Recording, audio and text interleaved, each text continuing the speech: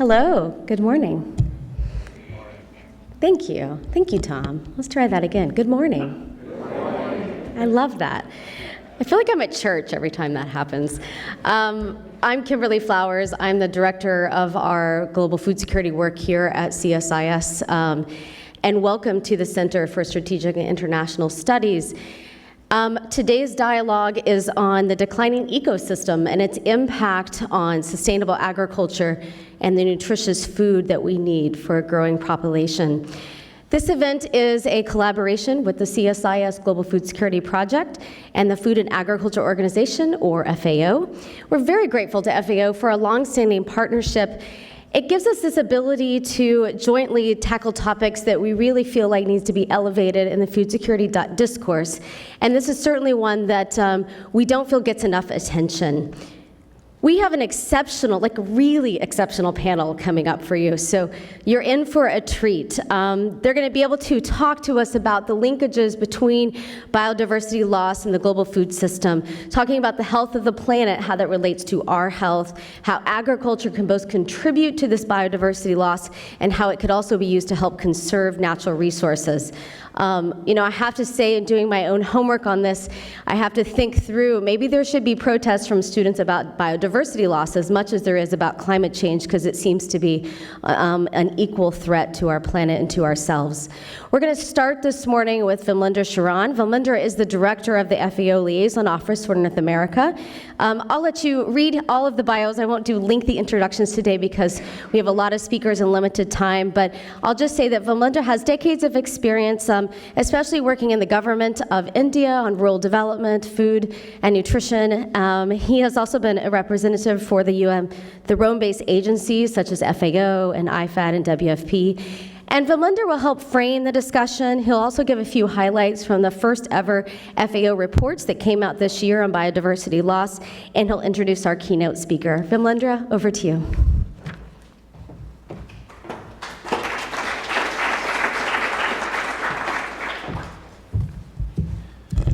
Thank you and good morning. Thanks, Kimberly. First and foremost, ignore my bio. There's nothing worth reading out there. You have a panel and you must see the bio which these speakers have. That's the fascinating part of the program today. I must thank CSIS and especially Kimberly for partnering with us. It's been now 2-3 years, approximately 2.5 years since we've been doing these events, and the partnership is growing stronger with every passing day.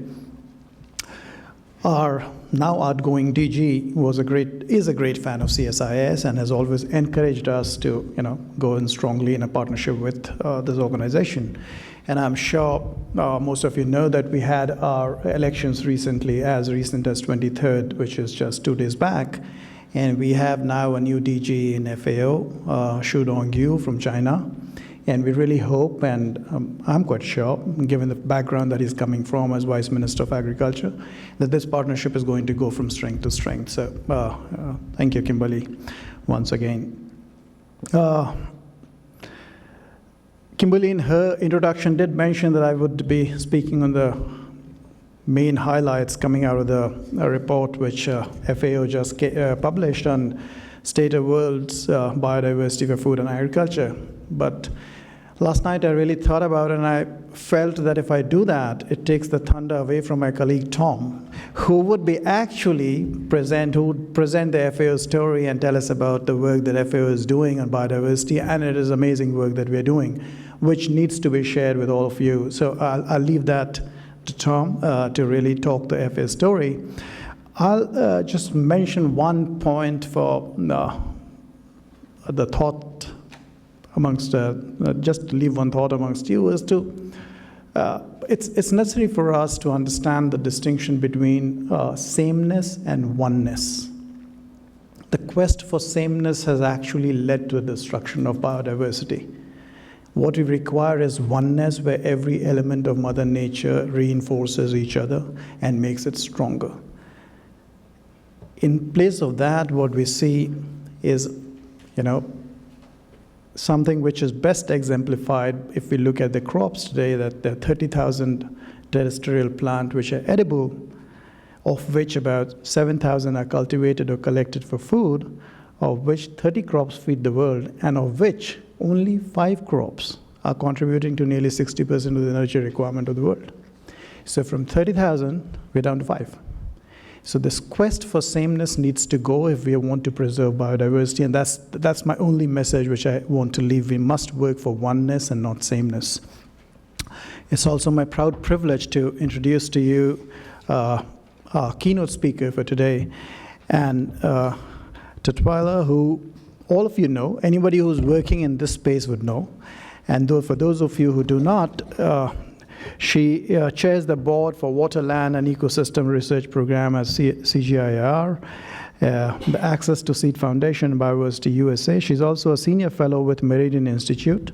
This is a new assignment that she's taken. She was with the Biodiversity as a DG earlier. She is distributing her new cards to everyone, so better pick up the new card that she has with her as a senior fellow with the Meridian Institute. We also have close association because she was also the Deputy Director General of FAO, where she led the normative work in agriculture, natural resource management, forestry, and fisheries, as well as knowledge sharing, knowledge management, and capacity development. Was the coordinator, Global Food Security Office of the Secretary of U.S. Department of Agriculture, and has also worked with USAID and also in many positions in the private sector and foundations.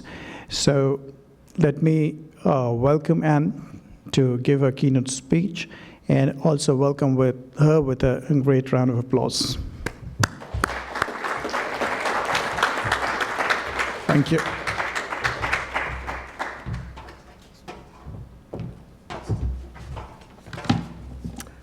Hi, well, again, I would also like to thank CSIS and FAO for organizing this event. As Kimberly said, this is a topic that we don't talk about enough in our engagement when we talk about the food and agricultural system. So there it is, okay.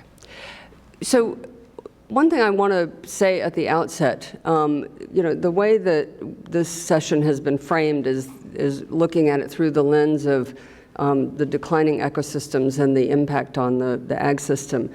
I would like to look at it from the other perspective of saying, what can the ag system contribute to rebuilding those agricultural and ecological systems, and how can we use agricultural biodiversity as part of the response to how we rebuild our ecosystems and put it in a very holistic manner. So not only am I here, I'm listed as being at Meridian, but I am presenting this perhaps more as the chair of Biodiversity USA, because I'm going to be presenting the results of a study that was just released by Biodiversity last week at the Stockholm EAT conference. So we've had a number of global wake-up calls around the importance of diversity in our diets. The Eat Lancet report that came out in January really highlighted the need for diversification of diets, not just from the perspective of our personal health, but also the perspective of planetary health. And of course, we have the IPES global assessment that came out just a few weeks ago, and Bob will talk about that. In fact, I told Kimberly when she told me who the panel were, I said, you have 5 people who could keynote this speech, so I think all of us have a lot to contribute here. But these wake-up calls, particularly the focus on biodiversity, I think are really important as we're entering the stage of really starting to rethink how we approach agriculture in our economy. So one of the ways I like to frame this issue is, there's a lot of people sort of come down on the Green Revolution, but the Green Revolution had one goal, and that was really to reduce hunger and reduce famine in some very particular areas in the country, in the world. And we approached the Green Revolution the way that many developed countries had already approached their agriculture, which was to say, we're going to focus on a few staples, we're going to increase the yield of those staples, doing whatever we needed to do to increase food production. So that was what we asked of the Green Revolution. It succeeded. And let's not pretend that otherwise. Unfortunately, as we succeeded, we also had some very, very terrible negative consequences. And now, one of those consequences was a real loss in the agricultural biodiversity in our food systems. And I always like to present this chart because it is such a great visual about the fact that we are relying so heavily on only 3 crops for over half of our food calories. But we have 5,538, how they got 38, I don't know, crops that have been used for food by humans that we could be exploiting for use in our production systems and our consumption systems. And if you look, I couldn't find similar charts, but soil biodiversity shows sort of similar issues, and Bob can, I'm sure, talk about all of those. So this is what's happening above ground, but we know this is also happening below ground and in our ecosystems. So, like I said, Green Revolution had one goal. It achieved that goal, but with a lot of negative consequences on the environment. We are now asking our food systems to deliver on a much more complex set of challenges. We have malnutrition, climate, land degradation, biodiversity loss, resilience. You all know the statistics. I'm not going to go into those. But we're demanding more of our food system. So how can the food system respond to those challenges? We believe, and I say we with my former hat of DG of Biodiversity International, that agricultural biodiversity can provide really robust solutions to this complex set of challenges. And this is the FAO definition, and just to cite that it is not only the diversity of food that ends up on our plate, it is the diversity of the system that supports our food and agricultural production. So it's diversity in the soils, it's diversity in pollinator species, diversity in landscapes, et cetera. So I think we need to be, when we talk about ag biodiversity, especially when I talk to farmers, they say, oh, well, we're not going to, we're not going to plant a lot of diversity in our fields. We're wheat farmers. I say, yes, but you care about the diversity in your soil, and you care about the diversity of the pollinators, and you have to care about these things even if you still are going to be a monocrop wheat farmer, right? So we also have a lot of evidence that agricultural biodiversity can make a difference. So it's not just sort of people expressing that belief, but there have been peer-reviewed publications that have been produced, and in fact one that I just saw recently published in Nature. And what I think is the most interesting quote here is the greater effective diversity of crops at the national level is associated with increased temporal stability of harvest, equivalent to the importance of water, right? When I started working at Biodiversity 6 years ago, people sort of said, what the heck are you doing? I mean, why is that important? And it's just a niche solution. It's good for a few people in developing countries, but it is not something we should be embracing.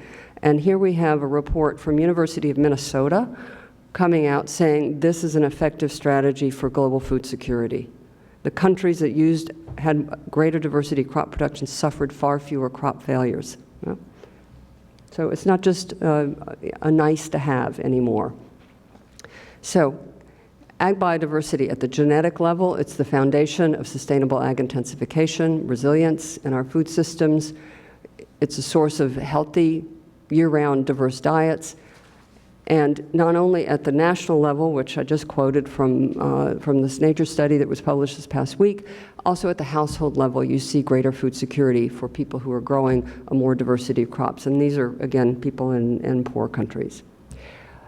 But the value is often very underestimated. NICA 30% of national biodiversity strategies contain specific measures on ag biodiversity. There's no agreed standard, and I'm going to come to that in a second. And another issue which have been also working on the Food and Land Use Coalition report, which is going to come out at UNGA in September. And this idea that we should just simply do no harm with our ag production systems really has to change. We want ag production systems that are going to contribute to improving ecosystems more broadly, right? So we really need to turn that whole narrative around, and it's not just about conservation on this bit of land and we can do whatever we want with agriculture on that bit of land. We really need to think about how the two systems work together and contribute to each other. Okay, coming to the index.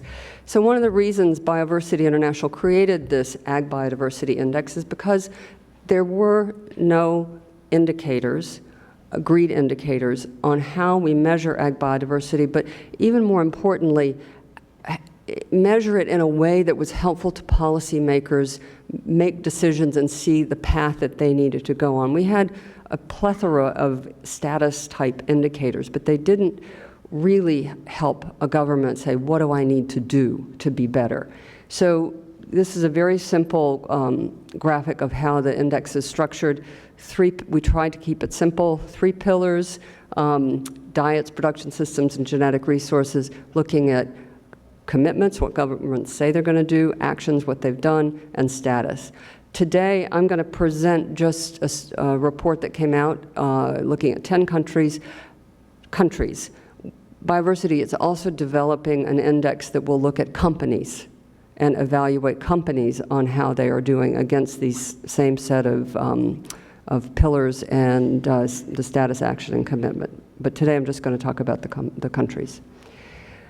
So this is a copy of the report. I urge you to download it and look at it. It is really rich. I was reviewing it this morning when I woke up. The detail it goes into about what each of these countries is doing and needs to do is quite impressive. And it's not meant to say, in this case, you know, India's number 1, or Australia's at the bottom. It's meant to say in each of these areas, the different countries are making progress or not making progress, and really to say what are they doing well and what do they need to do better. This is looking at the progress score. So how are they progressing in terms of moving across these indicators over a period of time? And you know, what we really see is that, maybe in a not surprising way, that some of the developing countries, India, Kenya, Ethiopia, Nigeria, are making better progress than some of the developed countries in terms of moving towards more diversity in their production systems and in their consumption systems. In part, this is because developed countries started out at a better level on some of these indicators, but it's really encouraging, in fact, to see that these developing countries are starting to take this issue a bit more seriously. But the other point to make here is that even India is only at 40 out of a score of 100 on their status in terms of the progress that they're moving towards. So I also wanted to try to give a sense of both the overall report, but also drilling down into what a few countries are doing. So this bar graph is showing the status of ag biodiversity in each of these areas, and healthy diets, sustainable production systems, and for future options. And one of the things that was really interesting in looking at the report is that across the board, countries are doing a better job of, in terms of their gene banks and conservation of genetic resources than they are in terms of integrating biodiversity into diets and production. And I would say, looking across all of the countries that are in this report, and it's, as you can see, it's a mix. Everything, the United States is in there, China. The countries are doing better on diets than they are on sustainable production. So this is a real mismatch when countries are saying we want to increase the diet diversity that is available to our populations, and I suspect it's because we have a very concrete health crisis in a lot of countries. It's very recognizable to people to move towards diversity of diets, but production systems, we're not keeping up with that. So this is looking at Peru, which is one of the highest countries in terms of its diversity in the country, and it gets to 60% on status score. But again, mostly due to what it's doing in terms of conservation. They are doing better than some of the others on the sustainable production systems, but lagging in the diet diversity score. This is looking at China, which we thought was interesting since China is going to be hosting the CBD Conference of the Parties in 2020. Strong commitments and actions, but they are lagging on future options on conservation of their genetic resources. And if you drill down and look at the individual reports for China, one of the things it does say is that China's doing great on conservation of exogenous species like rice and maize. They're not doing so well on conserving the genetic resources that are actually indigenous to China, like pears. So one of the other lenses that we wanted to look through with this report was looking at it through a risk-based lens. So this is looking at Ethiopia, where the risk of being able to mitigate the risk of poverty, biodiversity loss, et cetera, looking across all the indicators that are in the report. Ethiopia is doing better on reducing the risk of biodiversity loss. They're doing a very good job, actually, of conservation, but not so good, for example, on reducing the risks of malnutrition. And I think this is a good lens, interesting lens for policymakers to see how they can actually mitigate some of the risks that they're facing and costs that they're facing in their system by using agricultural biodiversity across these different systems. This is another cut that the report goes into, and there's similar lenses on production systems, et cetera.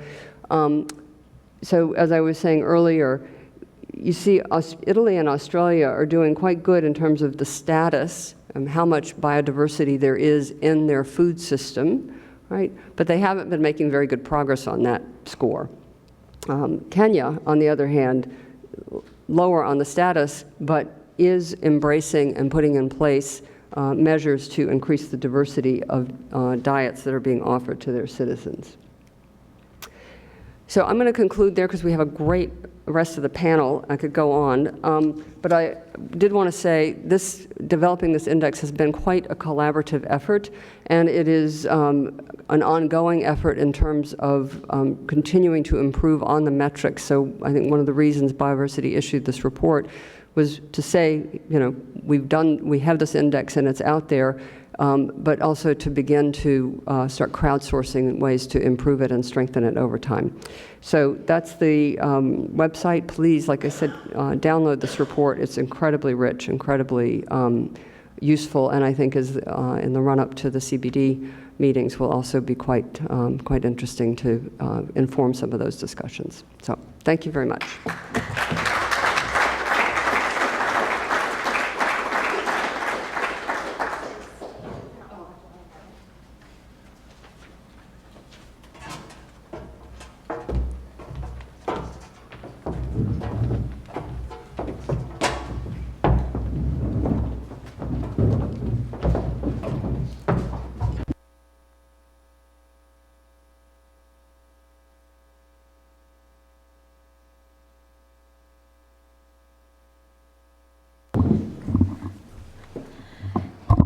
Thank you, Anne, for that presentation and keynote.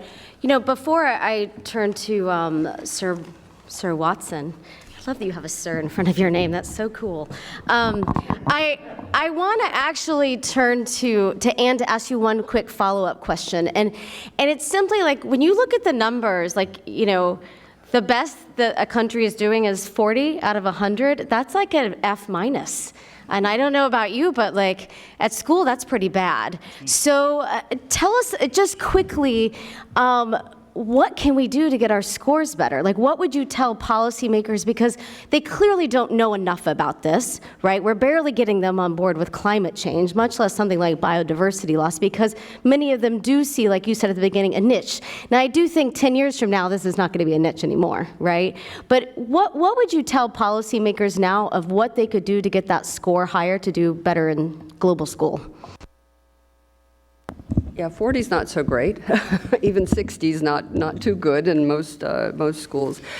You know, one of the interesting things about the way this index was constructed, because it does talk about actions and which is where the focus really needs to be, right? There are some policy measures that governments can take to improve their scores. For example, In Ethiopia, one of the recommendations is to improve the diversity in markets and consumption, is to improve the market functioning for local fresh products and the supply chains for products that fit that diet diversity score. In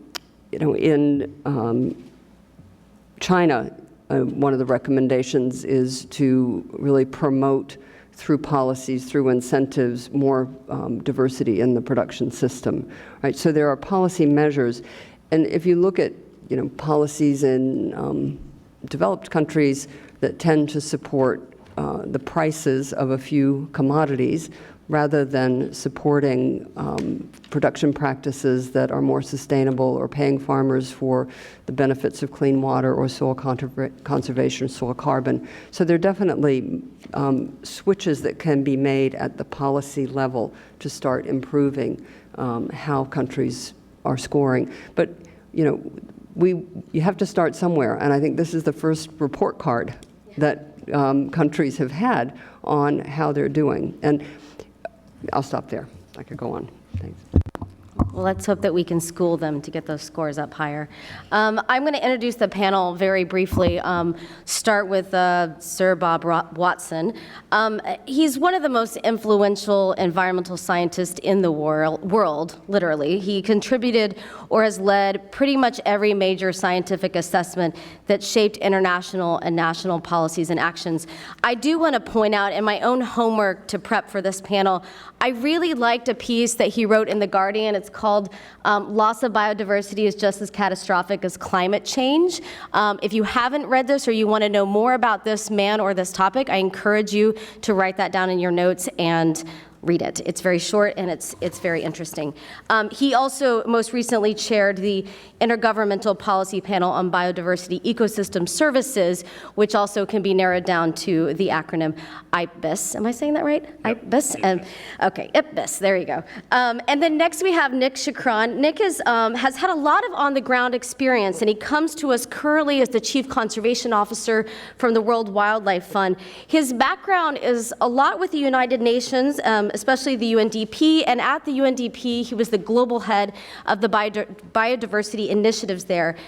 He's also has a lot of experience of integrating how you do biodiversity conservation into development planning and investment, so thinking through those linkages between economic growth and advising governments how you could perhaps do both.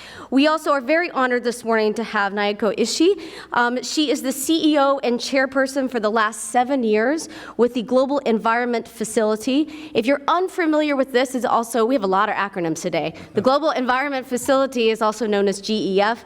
It's an international partnership of over 180 countries, international institutions, civil society, and the private sector that's working together to address the largest global environmental issues of today. And then last but certainly not least, we have Tom Pesek. Tom has over 2 decades of experience in sustainable agriculture, food and nutrition security, and rural development. He is here today as a representative with FAO, our partnership in today's event, but he also has a lot of experience in a number of UN agencies, including 12 years with IFAD, which stands for the International Fund for Agriculture Development, as well as with WFP. Is it okay if I call you Bob? Yep. Okay, Bob.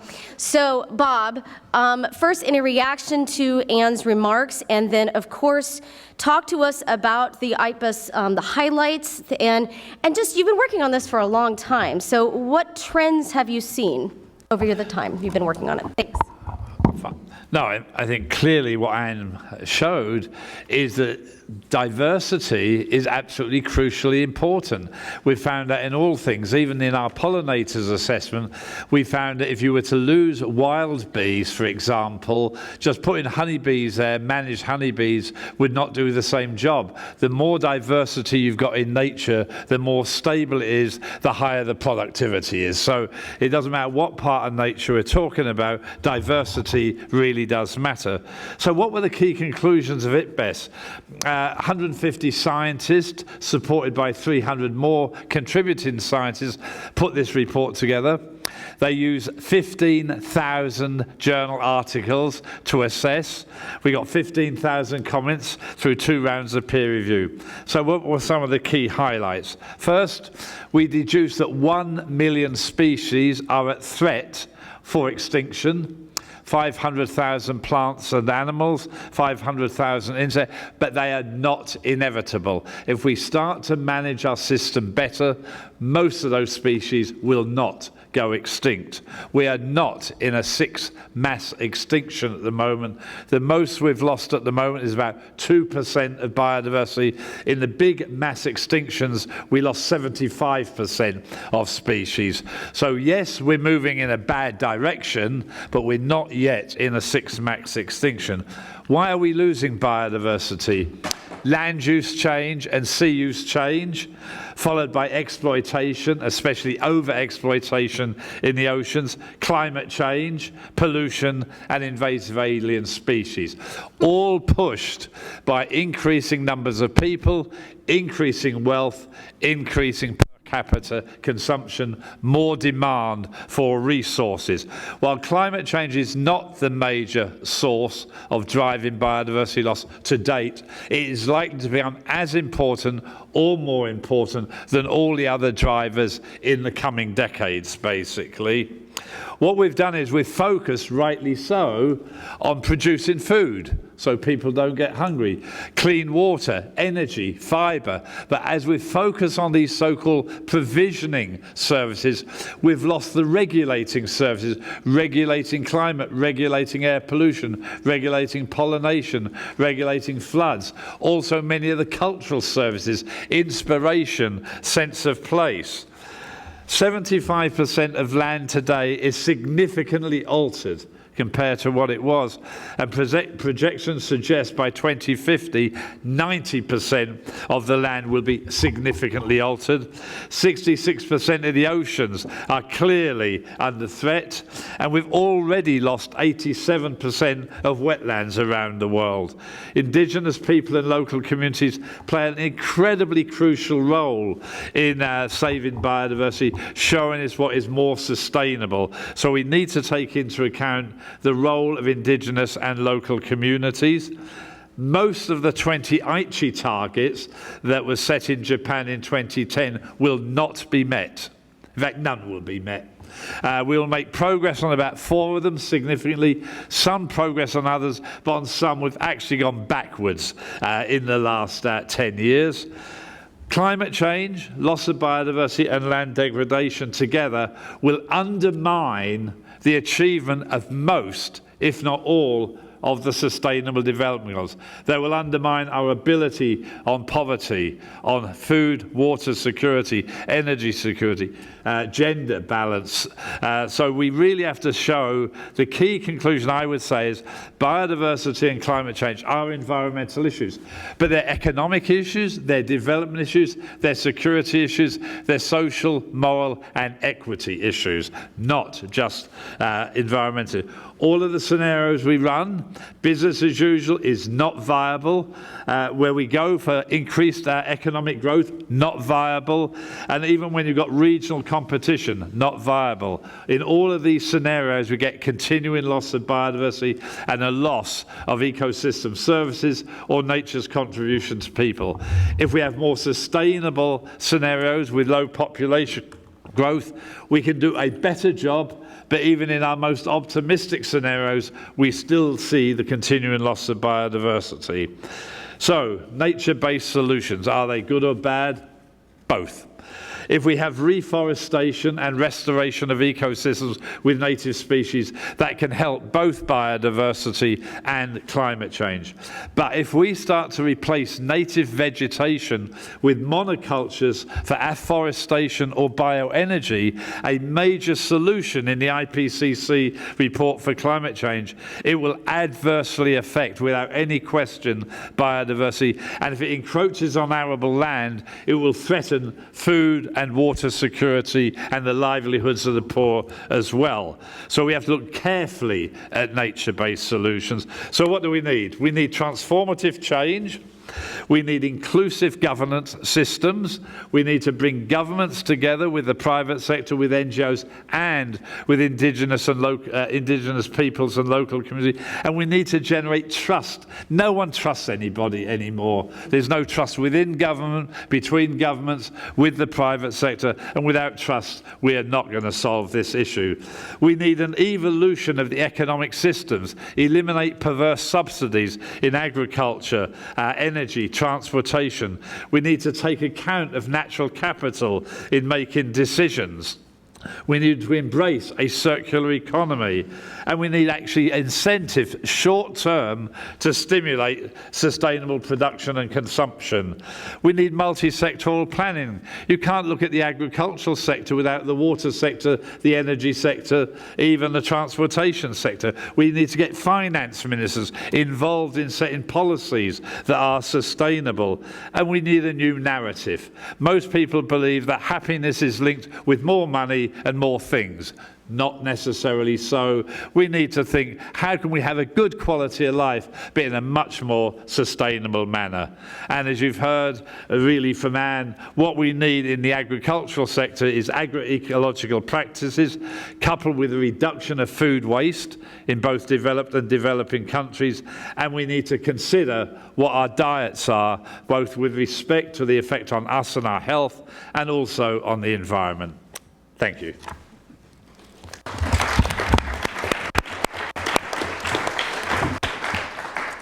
Wow, okay. So that paints a pretty grim picture. But Nick, as I turn to you, a couple of things. I mean, first, Bob certainly brings up the economic linkages here and also talked about the trust with the private sector. And another issue that I know you know well is around the SDGs. So if you can start or weave into your comments talking about how can we trust and engage the private sector in this? And is this issue going to really undermine all of our progress on SDGs? Agriculture is by far the biggest contributor to habitat loss globally. Some countries more than others, but it's up to 70% of habitat loss has been attributable to agriculture, and food production is an important part of that. Now, Bob has laid out the solutions landscape, and it's complex. Clearly, you need an integrated approach, and I think sometimes we're looking for magic bullet solutions. They don't exist. You've got to look at the totality, if you like, from a systems perspective, looking at the ecosystem, economic systems, and social systems in conjunction. Now, having said that, I'm going to simplify this a little bit by deconstructing that solutions landscape into three parts when it comes to ag and food specifically. The first is consumption, the second is waste, and the third is production. Now, I'll dive deeper into the third in a second, but first I wanted to make a couple of comments on consumption and waste. Now, I know, especially from my last job at the United Nations, where I was the head of sustainable development at UNDP, food consumption is an incredibly tricky issue to address because food is so intrinsic to cultures. And just opening up the conversation is opening up a Pandora's box. So the Lancet report earlier this year talked about the need to reduce our consumption of meat and looked specifically in terms of increasing the vegetarian content and in terms of our overall consumption. Of course, for many people around the world, this is an equity issue, and the question is, okay, well, there are many people who are micronutrient deficient and don't get enough protein. I lived and worked in Papua New Guinea for many, many years, and that clearly is an issue in remote parts of that country. And so one solution that works here in the United States is not necessarily a solution that works, say, in parts of Africa or elsewhere. And so it's something we need to be cognizant of, and you need tailored solutions which are culturally sensitive and, and respect local needs and circumstances. So that's a broad commentary on consumption. On food waste, we would be able to feed all of the 1 in 9 people who go to bed hungry every day just if we were to eliminate food waste. Now, that is not possible for various reasons, but we can certainly reduce it significantly. Here in the US, WWF has partnered with some of the largest hotel companies such as Hilton, to take stock of waste in their operations, in their buffet services and restaurants and more, and take measures with the companies to reduce that waste. And it's been very successful. We're now extending that to working in the grocery sector with a partnership with Kroger. And I'm not going to discuss this today in any length, but it is an important part of the solution. And again, food waste in a country like the US, the determinants of that waste very different from, say, in a country like India or in the Pacific. So you've got to have locally tailored solutions. And then we turn to production. Of course, this is where the rubber hits the road. This is where habitat loss takes place. It's a result of our production practices. So the question for WWF, and this is something we started to ask decades ago now, is how do we address the footprint of production on habitats? And I think we came to the conclusion it's really hard to do that producer by producer. There are just so many. It turns out that a few hundred traders, processors, brands, retailers buy and sell the vast majority of environmentally harmful commodities such as beef, soybeans, palm oil, and seafood. And so it turns out, too, that some 100 companies control some 25% of these commodity markets. And because the suppliers to these companies serve other companies too, these 100 companies can influence production for up to 50% of our commodity production. And so we've taken a very targeted approach focusing on companies such as Walmart. I don't want to single them out, but they're doing a good job. And looking at their supply chains, shining a torch on their practices and that of their suppliers, and looking to find practical solutions that can address the problem. These days, it's climate change, which is often the biggest driver when companies are looking for solutions. When they're setting their science-based targets, the biggest challenge they confront is with Scope 3 emissions, which is the emissions that emerge in their supply chains and from their suppliers. And when you're sort of a commodity retailer, the question is, how do you do that in your far-flung places? And so you need to work on the ground as well with the governments at the local level, with the traders, companies such as Bunge and so on and so forth, who play such a critical role in influencing what happens in place in terms of finding solutions. Now, I know you wanted me to talk briefly about a field example.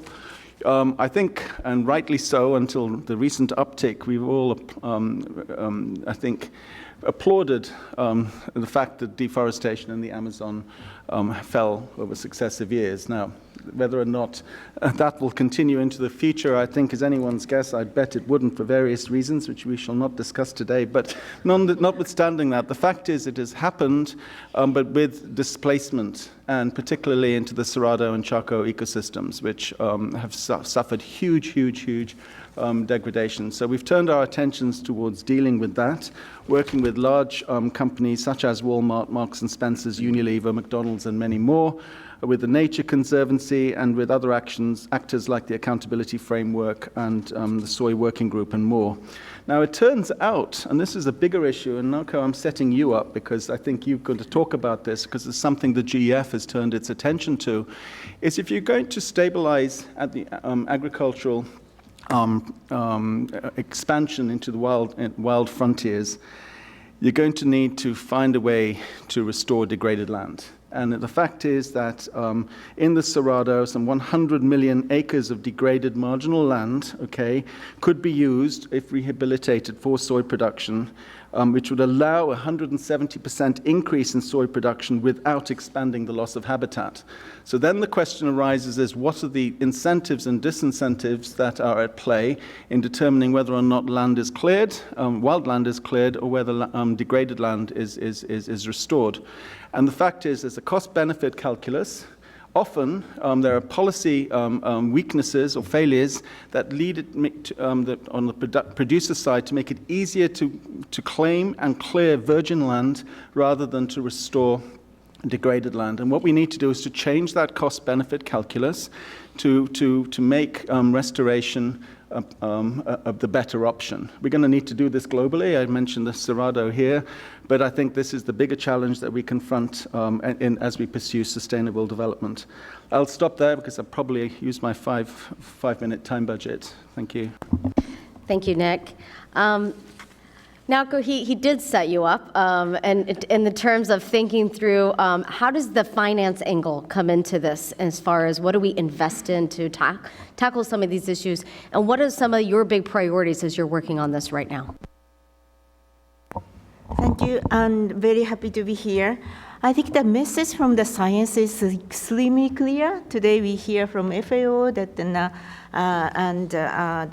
Biodiversity International, we hear the IPBES, and so the message is very clear that we are human are becoming a very powerful forces against the ecosystem, actually function of the earth. So unless we really change the way we humans have a pressure on the earth, that our future prosperity is not really secured. So the question to us is how we humans can change our way of doing business, particularly against the relationship with the earth system, the function of the earth, that Bob made it very, very clear. It's not just an environmental issue, it's an economic issue, social, it's a security issue, it's an equity issue. It's actually that we need to find a way to do the total transformation of our life against that, the nature, so that then we go back to your question, then what is our role, institution like the public financing institution in this sphere.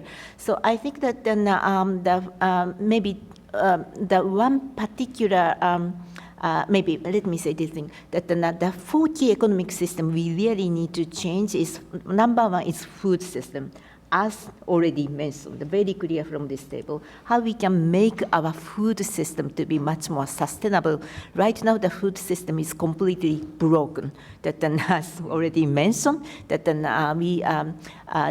the food system is the major destroyer of the global environment in terms of biodiversity, in terms of the water, in terms of the greenhouse emission, in terms of the waste, in terms of the fertilizer, the chemical, and then still that it produced that 2.1 billion people overweighted, and 800 million people still go betting hungry. So this is that the food system. It's in one word, it's broken. Then that going forward, food system is in perfect storm because still you need to feed 10 billion people without degrading environment anymore. So how the food system can really do it? So then that the total transformation of the food system is absolutely important. And on this one, that the GEFs priority is actually that is a transformation of the food system. Actually, 2 weeks ago, our board approved that $230 million US flagship program of food and land use and restoration program, and Bob was our keynote speaker at our luncheon. That Bob was extremely excited to hear directly from the chair of the IPBES about how the science is and how the institution like us is responding to the message from the science. This food and land use system program had 3 components in it. Number one, we need a comprehensive land use planning, because the what's happening is this unplanned exploitation or expansion of the food system. But what we really need is to have a comprehensive land use planning that which could actually tell us which part needs to be protected, which part could be sustainably used. And it has to have a comprehensive land use planning, ideally speaking, not only national level, but even global level. So that's number one. The second thing we need to actually push, we are pushing in that program is actually the value chain approach. We all come to know there are actually 4 globally traded commodity, which are actually that destroying global the biodiversity and also the causes of the greenhouse emission, that the water, land, and the forest. So how we really bring this value chain approach to those globally traded commodities like palm oil, soy, and beef, and so on. So that that value chain approach, how we can bring that to that the country level is another one. It's very important. I think Nick briefly mentioned it. Then the last and the third element to this food and land use system program is actually the landscape approach or jurisdictional approach. Bob already mentioned that the role of the policy is very, very important. So how we really transform the policy makers to do the right thing at the jurisdictional level, so that the jurisdictional approach is very important. So comprehensive land use planning, that the value chain approach, and landscape or / jurisdictional approach, how we could really bring those three key elements together. That is that the GEF's new programmatic program approach, Food and Land Use Coalition, the restoration approach, that we initiated that 18 countries with 230 million, but another batch, another 200 million will come later this year. But one thing I just want to mention to conclude, this rolling out this food and land use program is a huge challenge because our human world is still siloed very much by ministry, by national and local government versus private sector, by conventions. So when we try to roll out this comprehensive food program approach, what we were encountering is this man-made silo of vested interest or ministerial demarcation, and that then trust or lack of trust between private sector and the government, so that then we have been encountering a lot of man-made silos. But then value of this rolling out this kind of program is to how to de-silo of those man-made silos. And what I really feel quite excited is when we visit some of those key countries and to bring environmental minister and agriculture minister, sometimes transportation minister together to talk about what kind of food system you want to have. I was very pleased that in Peru, the president really opened the dialogue and bring that environment and agriculture together to talk about it. So that we just need to have that kind of dialogue at the country level and bringing value chain, the landscape together. So that will be my, actually the GEF's contribution to address this broken, inefficient food system, which is in perfect storm. Some people already mentioned the year 2020 is a super year. That we have so many important international events in 2020. That the CBD COP is hosted in China, by China in 2020. That the post-IG biodiversity target will be discussed. The climate and the change arena, that the NDC needs to be updated, reviewed and updated. And then that there is an ocean conference in 2020. And I have seen this, and nature is rising enormously in this global international policy discussion. So I think we really have to seize this political momentum to put the nature and much more frontally. It's not just the environmental issue, it's really economic and social equality, security issue. So how we could really bring our forces together to seize this political momentum in 2020. So that will be my goal. Thank you so much. Thank you so much. Tom, talk to us about the FAO's story. How does this fit into some of the things that FAO has been researching? And what do you see in terms of positive trends? Do you see any glimmers of hope that you can help us out with? Well, I'm an eternal optimist, but even I can't sugarcoat the current situation. I think the colleagues who've spoken before me have covered well the lay of the land and really set the stage for what's happening in terms of biodiversity loss for food and agriculture. And so I'll focus less on the highlights and key findings of FAO's state of biodiversity and for food and agriculture, but there are a couple of things I would like to note about the report itself. First is that I think the report is just as significant for its extremely sobering findings as it is for its comprehensiveness. The report is the result of over 5 years of work based upon 91 different country reports with over 1,300 contributions, including inputs from 27 different international organizations and over 175 authors from around the world. So the point here is that this is not some superficial snapshot of what's happening around the world, but rather a very, very deep dive into what's happening, providing the first ever global assessment of biodiversity for food and agriculture. And as you've heard, the news is not good whatsoever. But importantly, this report provides us, for the first time ever, with a baseline for where things stand so that going forward, we can better monitor, track, and measure our progress.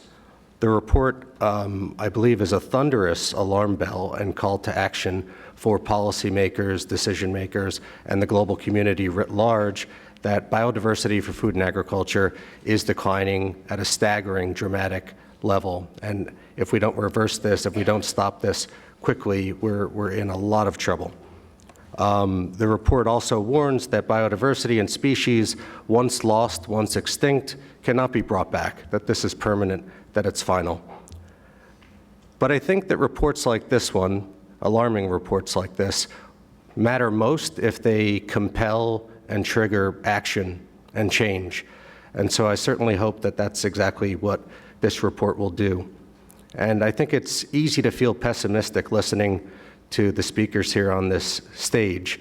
And certainly in reading the FAO report, it would be easy for one to conclude that all is lost, that we face a series of impossible challenges and scenarios without solutions. But I think if you read this report more carefully, and I certainly encourage all of you to do just that, I think you'll see that a lot of these seemingly impossible challenges are actually fantastic opportunities in disguise. They offer windows of opportunities through which we can transform agriculture and the broader food system in a way that makes it more biodiversity friendly. So there are some signs of hope in this report, and while the report makes for a very sobering read, one that should keep us all awake at night, there are signs of hope. It shows us that we do have the knowledge, we do have the practices, we do have the technologies in order to transform things and in order to better protect and safeguard biodiversity. Encouragingly, the report also describes that among the 91 countries that are featured in the report, 80% of them indicate big upticks in the adoption or application of biodiversity-friendly practices such as conservation agriculture, organic agriculture, agroecology, agroforestry, climate-smart agriculture, sustainable land, water, and forestry management. And one of my favorite examples from among those that are highlighted as positive biodiversity-friendly practices is one that comes to us from California, in which farmers actually flood their rice fields in the winter rather than burning them as usual at the end of the growing season. And what this has done is it's created 111,000 hectares of wetlands and open space for some 230 bird species that were on the brink of extinction. And in a very short period of time, these birds have increased in population, many of them doubling in a very short period of time. And the reason why I find this interesting is if you think about it, this really requires very, very little investment in terms of human and financial resources. But look at the impact and the benefits it's yielded in a short period of time. Now, Kimberly, to your question about FAO, I think it's, I thought about this in listening to Anne when she cited that agrobiodiversity was first coined by FAO in 1999. FAO has been doing work on biodiversity, safeguarding and protecting biodiversity since its genesis, since its beginning nearly 75 years ago, but only recently we have a name for it. It used to be called something else. So it's something we've been doing all along. For example, at the very first FAO conference in 1945, one of the biggest agenda items was fishery conservation, because there was growing food insecurity in Europe and elsewhere around the world in the aftermath of World War II. And measures were taken at the FAO conference and called for that would conserve fisheries, not just the quantities of available fish, but also the varieties. And shortly after that, FAO adopted the International Plant Protection Convention. And shortly after that, FAO established what is now known as the Commission on Genetic Resources for Food and Agriculture, which is specifically dealing with safeguarding biodiversity for food and agriculture. So again, it's something FAO has been doing for quite some time, and I think given the nature of this challenge, FAO recognizes that it must be tackled at all levels. So from the farm level to the local community level to the national, regional, and global level. At the global level, FAO has been doing a lot of work to try to promote and improve policy coherence within the UN system itself. So working closely with UN Environment, with UNESCO, with the World Bank, with our colleagues at the Global Environment Facility who we have with us here this morning. Also working across our 194 member state countries, trying to build consensus at the intergovernmental level, and also trying to promote policy coherence among them. And I think very importantly, FAO is also working beyond the agricultural sector, trying to build bridges across the agricultural sectors and the other relevant ones in this space, especially the environmental actors. And one last example is that in 2017, FAO established the Biodiversity Mainstreaming Platform that's intended to fill knowledge gaps, to improve coordination, policy coherence, and to promote enabling policies and frameworks at the global, regional, and national level. And in 2018, FAO hosted the first ever global multi-stakeholder dialogue on biodiversity mainstreaming at our headquarters in Rome. And since then, we've rolled out a series of dialogues at the regional and national level. There's going to be a big regional dialogue in Latin America and the Caribbean later this year, and then one in 2019 in Asia. And there are a lot of activities happening at the national level in parallel that feed into this. Thanks, Tom. I'm going to ask one or two quick follow-up questions, but I will turn to the audience. And for the sake of time, we may only have one round, so don't be shy. Have your question ready. Bob, I want to turn to you first. You know, Tom talked about the thunderous alarm bells of the FAO report. You know, you all have now 3 reports that you need to read coming out of this event. But and Naoko, you talked about, you know, the broken food system, but that we might have this political moment to seize. So my question to you, Bob, is, I mean, the alarm bells have been ringing for a little while. It feels like nobody's listening. Is there a real political moment to seize here? And if so, maybe it's the 2020 event that China's hosting, but what is it that global policymakers, because they have very limited attention spans, what do they really, it's true, right? They have a lot of competing priorities. What do they really need to know about this to really make change? First, I would say you cannot look at climate change, biodiversity, and land degradation as 3 separate issues. You've got to deal with all 3 together. You can't deal with them as environmental issues, as I said earlier. They're development, economic, social issues, etc. I think the meeting in China next year is the opportunity, but if they only come up with a series of new targets without actions, we won't make any progress. So targets without actions don't lead anywhere. We proved that for the 2010 target. We've largely proved it for the 2020 Aichi. So I think the time is indeed China next year, but we need the conventions to work together. We need government departments to work together. These aren't issues of the Environment Department. It's the water, the energy, the agriculture department, the finance ministry. We need the international organizations to work together. So we need much more cohesion. But China, I think the meeting in China is the opportunity. And Nick, I have a follow-up question for you, because Naoko also talked about those man-made silos, which any of us know if we've worked on the ground or in government, right? It's a challenge everywhere, and something that Bob just talked about too. What best practices, or what can we do to break down those silos and kind of create that collaboration that we know we need between all these different groups? Any examples from the country level? You know, you asked me a question about the SDGs, and I failed to answer it. But I think the answer lies within the Sustainable Development Agenda, and it's about recognizing the interrelationships between these 3 conjoined systems: ecosystem, social, environmental. Now, it's a complex world. Okay, so look at this from a 3-dimensional perspective. The question is, and someone's termed this systems acupuncture, what are the pressure points that can have a huge impact positively on all three systems, or if there are trade-offs, what are they? Because surfacing those trade-offs, I think, is really important. Too often we present silver bullets as solutions and forgetting that there are really big externalities and negative of impacts. For example, here in the US, there is an entire body of investors who are absolutely certain that the future of food production is in vertical farming. Okay, which is which is great. You can see these facilities in California and so on and so forth. But my question is, what are the billions of smallholders who depend on smallholder agriculture for their livelihoods and for their food security going to do in the future? If our solution is going to be in industrial agriculture, okay, but what about the future of jobs? And so you've got to really start to look at this through the economic and social prism as well, and not just the environmental one. Are there solutions? Well, I think integrated planning, and I think the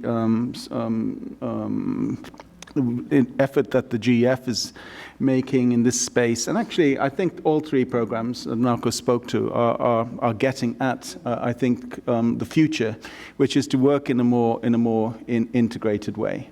And I think to me that is what we need, where we need to focus. And Bob and I were discussing before we sat on the podium, and he says really the future of IPBES really ought to be looking at these solutions and things. Where are the points of best investment in finding these solutions? As always, we always run out of time for all my great questions, so I want to turn to your great questions. We'll have microphones in the back to run to you. Let's come right to the front here. Let's have Colin in the back. Let's have this woman in the front here. In any order, doesn't matter. Caroline, you can come to the woman here on the end. Eilish, we can do Colin in the back, and then we'll come to you. Go ahead and please stand and state your name and organization if you have one, and be brief so that we can try to get through as many of you as possible. Please go ahead. It's on. Can we turn it? Thank you. That's better. Hello, my name is Sophia Finster. I work at Pixar Global, and our mission is to reinvent how the public, private, and social sectors engage to solve global problems. So Bob, I loved you talking about partnerships and the need for that, and I loved hearing you say that we need to be working with Indigenous communities. So I have a two-part question. One, what have we been currently doing to work with Indigenous communities and learn from them? And also, how can we help small farmers and large farmers work together to solve these problems? I've talked with a lot of small farmers, permaculture farmers and aquaponic farmers, and they're often very hesitant to want to work with more large-scale farmers. So how can we help those partnerships happen, and how can we partner better with Indigenous communities? Excellent, thanks. Caroline, you can bring the microphone right here to the front. Colin, go ahead. Yeah, hi. I'm from One Acre Fund. We work with smallholder farmers in East and Southern Africa. And I'm really interested in the question of behavior change at the farmer level, at the smallholder level. One of our biggest challenges is how do we get the farmers we work with to diversify? But if you just have a few acres of land, take our Kenyan farmers, you're going to want to grow maize to feed your family. And we've actually really struggled to get our farmers to adopt sorghum and millet. So I'm just interested if there have been any successes of driving behavior change at that level, and really it's taste preference at some level for those families. It's a really good question. Sir, go ahead. Sure.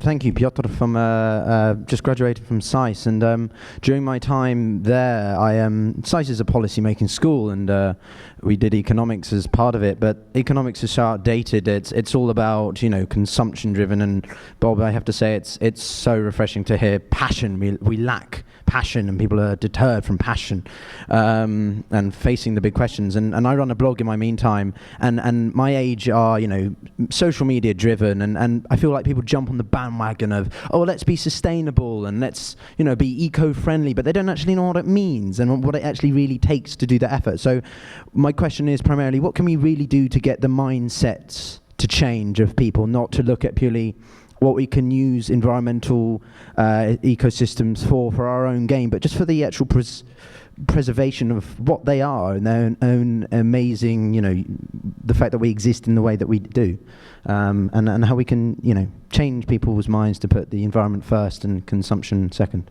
Thank you. Great. Let's go ahead and grab a few more questions. Do we have any? I know we have some journalists that were supposed to come today. Any journalists in the room? Doesn't mean I won't call on you people that have questions. I'm just curious. Okay. The woman in the back with the glasses. Let's take someone way over here. Do you see the woman? Yeah, right there. And Carolyn over here. And then if we have time, we'll get to you. Go ahead. Go ahead. Oh, sorry. Do you have a microphone? No, I was just raising my hand. Oh, great. Yeah. Well, Eilish, can you give her a microphone? You don't have a question. You were just raising your hands as a journalist. Now I got it. Sorry, I'm a little slow. Okay, well, come over here. Go ahead. Hi, Kelly Kurz with Mercy Corps. A lot of people look at biodiversity improvements as a thing you do once you're in a stable context. Can you talk more about these unstable contexts, humanitarian issues, and how policies or practices you are thinking about to safeguard biodiversity in those situations?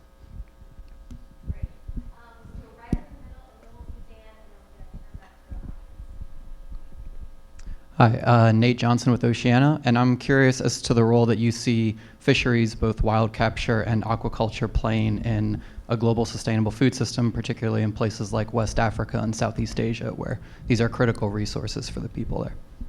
Glad you asked that question. I see Whit in the audience from CSIS, who's our Director of Ocean Security. I'm sure he'll be happy to hear that. Let's do Dan, and then one more, the one behind who's been very patient, and then we'll turn to our panelists for final remarks. Dan, go ahead. My name is Dan Silverstein. I'm a private sector advisor. Do any of you know if anybody's talking to teachers, to school boards, to talk about integrating curriculum courses to teach children? That's it. Thanks. Or to teaching universities where teachers learn about teaching. Great. Final question right here. Hi, my name is Stephanie Mickelson-Correa, and I'm a AAAS Science Policy Fellow hosted at the EPA.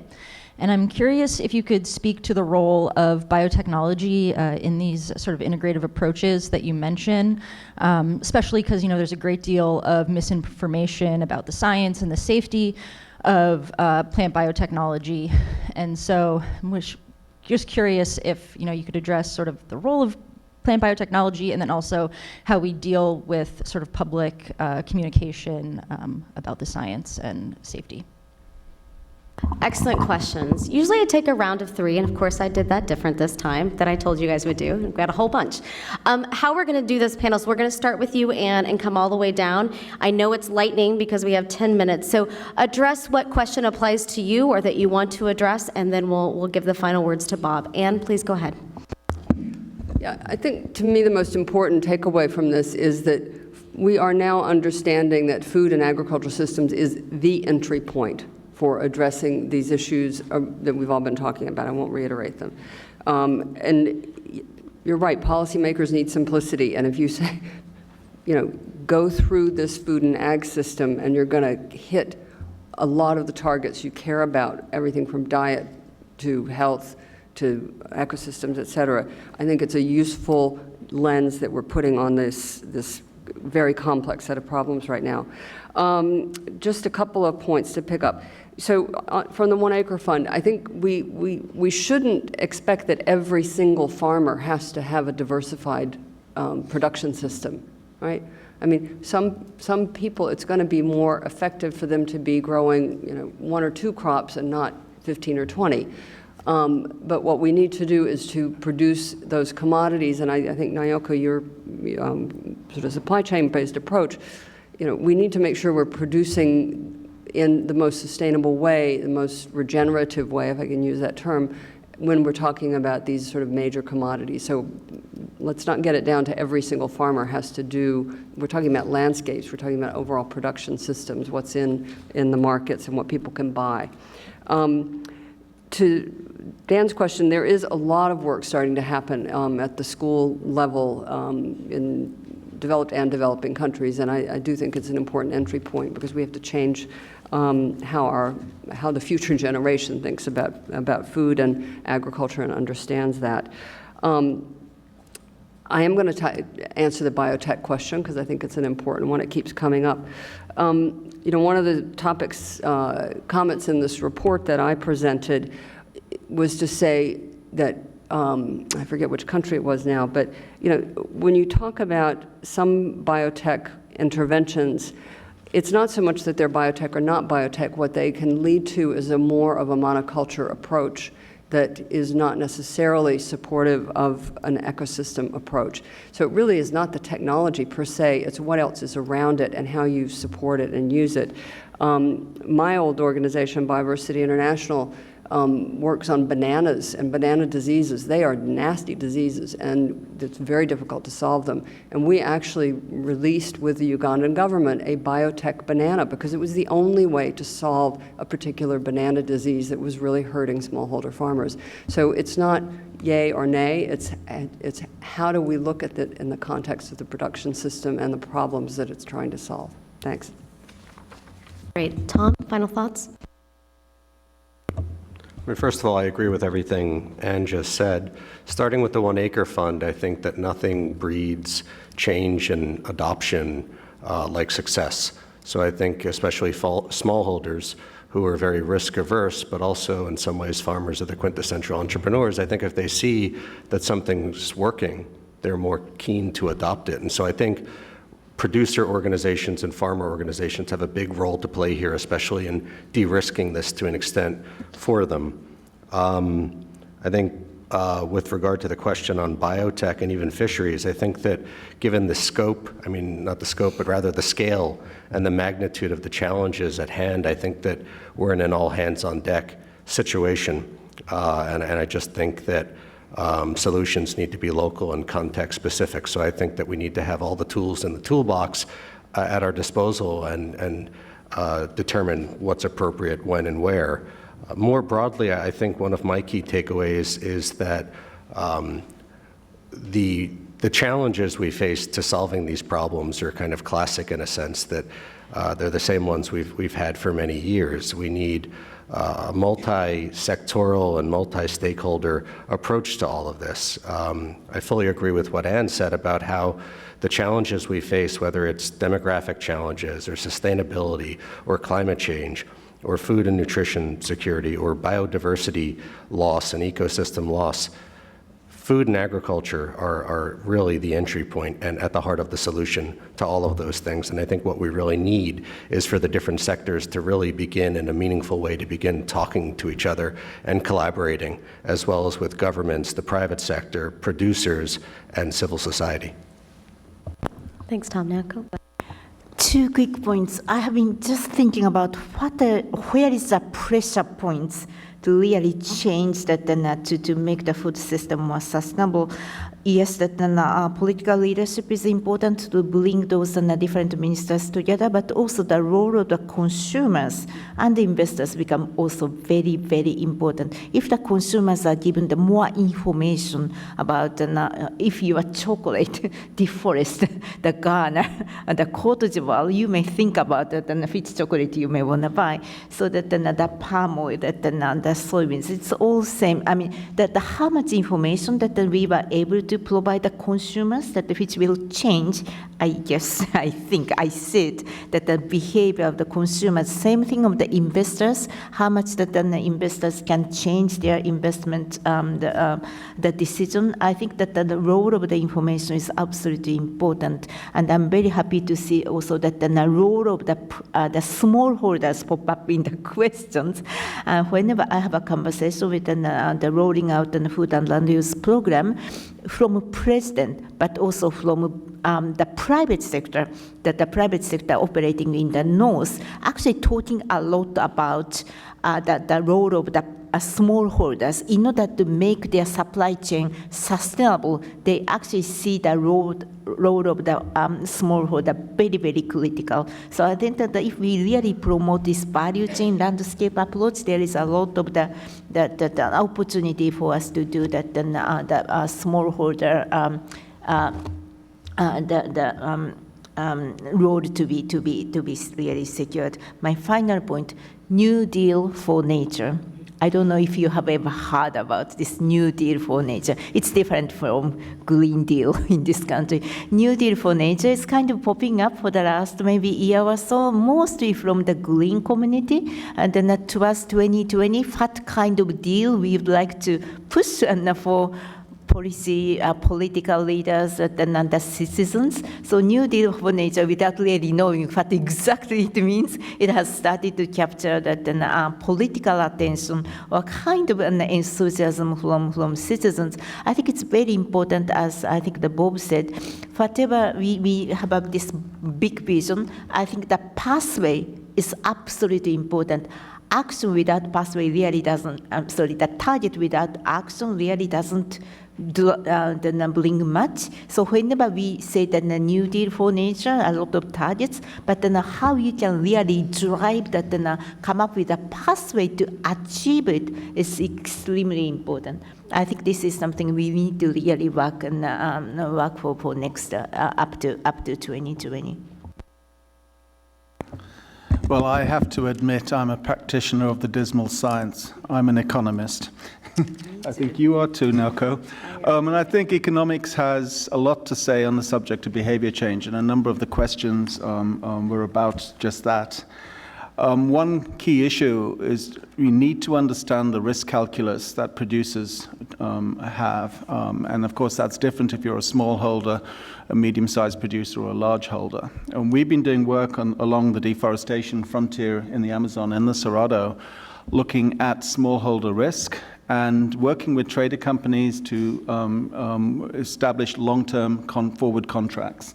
So to get them security of contract with a view to trying to stimulate shifts in their production practices, and in particular to invest in the restoration of land and the maintenance of productivity on existing land plots rather than expansion into the forest frontier, across the forest frontier, I might say. The second point there is working with financial institutions that provide input finance for farmers. They typically borrow and to purchase their inputs, their seed and fertilizer and everything else. And so to work with them to understand what the risks are, also in terms of payback horizons and so on and so forth, to ensure that they also similarly look at more preferential deals. And that does require working with cooperatives and often in place medium-sized and small producers working together. So these are the sorts of things which are happening on the ground in the field. And they come from an understanding, if you like, of the risk calculus that producers face. Turning to consumption, Naoko, I don't know about you, but when I go shopping, I mean, you hear this, and I consider myself to be well informed.